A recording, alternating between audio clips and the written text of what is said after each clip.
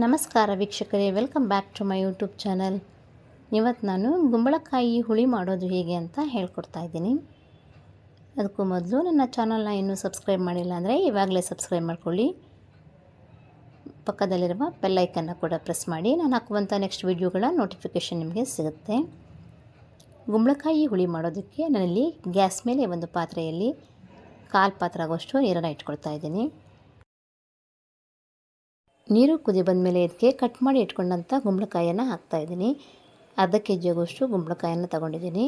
ಇದನ್ನು ಕಟ್ ಮಾಡಿ ಚೆನ್ನಾಗಿ ವಾಶ್ ಮಾಡಿ ಹಾಕ್ಕೊಳ್ತಾ ಇರೋದು.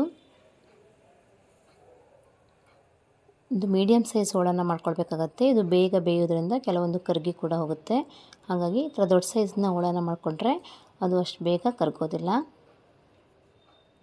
ನಂತರ ಇದನ್ನು ಒಂದು ಸಲ ಮಿಕ್ಸ್ ಮಾಡಿ ಇದನ್ನು ಒಂದು 5 ನಿಮಿಷ ಬೇಯಿಸ್ಕೊಳ್ತಾ ಇದ್ದೀನಿ.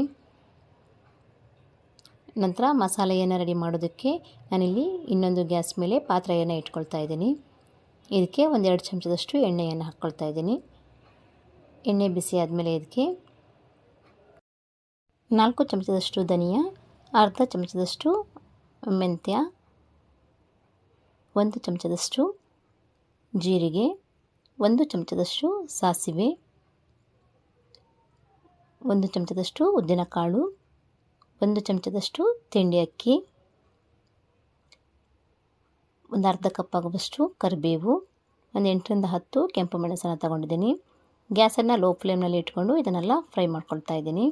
ಇದು ಲೈಟಾಗಿ ಗೋಲ್ಡನ್ ಕಲರ್ ಬರಬೇಕು. ನಂತರ ಇದಕ್ಕೆ 3 ಕಪ್ ಆಗುವಷ್ಟು ತೆಂಗಿನಕಾಯಿ ತುರಿಯನ್ನು ಹಾಕ್ಕೊಳ್ತಾ ಇದ್ದೀನಿ. ಕಾಯಿ ಲೆಕ್ಕದಲ್ಲಿ ಹೇಳೋದಾದರೆ 2 ಕಾಯಿಯಷ್ಟು ಕಾಯಿ ತುರಿ ಬೇಕಾಗುತ್ತೆ, ಮೀಡಿಯಮ್ ಸೈಜ್ನದು. ಇದನ್ನು ಹಾಕಿದ ಮೇಲೆ ಕೂಡ ಇದನ್ನು ಸ್ವಲ್ಪ ಹೊತ್ತು ಫ್ರೈ ಮಾಡ್ಕೋಬೇಕು. ನಂತರ ಗ್ಯಾಸನ್ನು ಆಫ್ ಮಾಡಿ ಇದನ್ನು ತಣ್ಣಗಾಗೋದಕ್ಕೆ ಬಿಡ್ತಾ ಇದ್ದೀನಿ. ಗುಂಬಳಕಾಯಿ ಹೂಗಳು ಒಂದು 50% ಬೆಂದಿದ ಮೇಲೆ ಇದಕ್ಕೆ ನಾನಿಲ್ಲಿ ಅರ್ಧ ಕಪ್ ಆಗುವಷ್ಟು ಹುಣಸೆ ಹಣ್ಣಿನ ರಸ, 2 ಪೀಸ್ ಆಗುವಷ್ಟು ಬೆಲ್ಲ, 1/4 ಚಮಚದಷ್ಟು ಅರಿಶಿಣದ ಪುಡಿಯನ್ನು ಹಾಕಿ ಇದನ್ನು ಒಂದು ಸಲ ಮಿಕ್ಸ್ ಮಾಡ್ಕೊಳ್ತಾ ಇದ್ದೀನಿ. ನಂತರ ಇದಕ್ಕೆ ರುಚಿಗೆ ತಕ್ಕಷ್ಟು ಉಪ್ಪನ್ನು ಹಾಕಿ ಪುನಃ ಒಂದು ಸಲ ಮಿಕ್ಸ್ ಮಾಡಿ 1-2 ನಿಮಿಷಗಳ ಕಾಲ ಇದನ್ನು ಬೇಯೋದಕ್ಕೆ ಬಿಡ್ತಾ ಇದ್ದೀನಿ. ಉಪ್ಪು ಹುಳಿ ಸಿಹಿ ಎಲ್ಲ ಗುಂಬಳಕಾಯಿಗೆ ಸರಿಯಾಗಿ ಹಿಡಿಯುತ್ತೆ.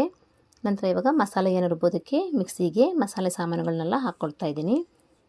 ಅದರ ಜೊತೆಯಲ್ಲಿ ರುಬ್ಬೋದಕ್ಕೆ ನೀರನ್ನು ಸೇರಿಸ್ಕೊಂಡು ಇದನ್ನು ಸ್ವಲ್ಪ ತರಿತರಿಯಾಗಿ ರುಬ್ಕೊಳ್ಬೇಕು. ತುಂಬ ನೈಸಾಗಿ ಇದನ್ನು ರುಬ್ಬಾರ್ದು. ಈ ಹದದಲ್ಲಿದ್ದರೆ ಸಾಕಾಗತ್ತೆ. ನಂತರ ರುಬ್ಬಿಟ್ಕೊಂಡ ಮಸಾಲೆಯನ್ನು ಗುಂಬಳಕಾಯಿಗೆ ಆ್ಯಡ್ ಮಾಡ್ತಾ ಇದ್ದೀನಿ. ಇದನ್ನು ಪುನಃ ಒಂದು ಸಲ ಮಿಕ್ಸ್ ಮಾಡಿಕೊಂಡು 10 ನಿಮಿಷಗಳ ಕಾಲ ಇದನ್ನು ಕುದಿಸ್ಕೋಬೇಕು. ತುಂಬ ತೆಳುವಾಗಿ ಇದನ್ನು ಕರ್ಡ್ಕೊಳ್ಬೇಡಿ. ಈ ಹದದಲ್ಲಿದ್ದರೆ ಸಾಕು. ಹುಳಿ ಸ್ವಲ್ಪ ದಪ್ಪ ಇರಬೇಕು, ಗ್ರೇವಿ ಹದದಲ್ಲೂ ಇರಬಾರ್ದು. ಈ ಥರ ಕುದಿ ಬಂದಮೇಲೆ ಲಾಸ್ಟಲ್ಲಿ ಇದಕ್ಕೆ ಕೊತ್ತಂಬರಿ ಸೊಪ್ಪನ್ನು ಹಾಕಿ ಗ್ಯಾಸನ್ನು ಆಫ್ ಮಾಡಿ ಇದನ್ನು ಸರ್ವ್ ಮಾಡ್ಬೋದು. ಗುಂಬಳಕಾಯಿ ಬೇಯಿಸ್ಕೊಳ್ಳುವಾಗ ಮಾತ್ರ ನೋಡ್ಕೊಳ್ಳಿ, ಇದು ತುಂಬ ಬೇಗನೆ ಬೇಯುತ್ತೆ. ತಿನ್ನೋದಕ್ಕೆ ಕೂಡ ಇದು ಹುಳಿಯಾಗಿ ಸಿಹಿಯಾಗಿ ಟೇಸ್ಟಿಯಾಗಿ ಇರುತ್ತೆ. ನಾನು ಹೇಳ್ಕೊಟ್ಟಿರುವಂಥ ಗುಂಬಳಕಾಯಿ ರೆಸಿಪಿ ನಿಮಗೆ ಇಷ್ಟ ಆದರೆ ಲೈಕ್ ಕೊಡೋದನ್ನು ಮರಿಬೇಡಿ. ನೀವು ಕೂಡ ಗುಂಬಳಕಾಯಿ ಹುಳಿಯನ್ನು ಟ್ರೈ ಮಾಡಿ. ನನ್ನ ವಿಡಿಯೋನ ಹೀಗೆ ನೋಡ್ತಾ ಇರಿ. ಮುಂದಿನ ವಿಡಿಯೋದೊಂದಿಗೆ ಮತ್ತೆ ಸಿಗ್ತೀನಿ. ಫ್ಯಾಮಿಲಿ ಮತ್ತು ಫ್ರೆಂಡ್ಸ್ ಜೊತೆ ಕೂಡ ಶೇರ್ ಮಾಡಿ. Thank you so much.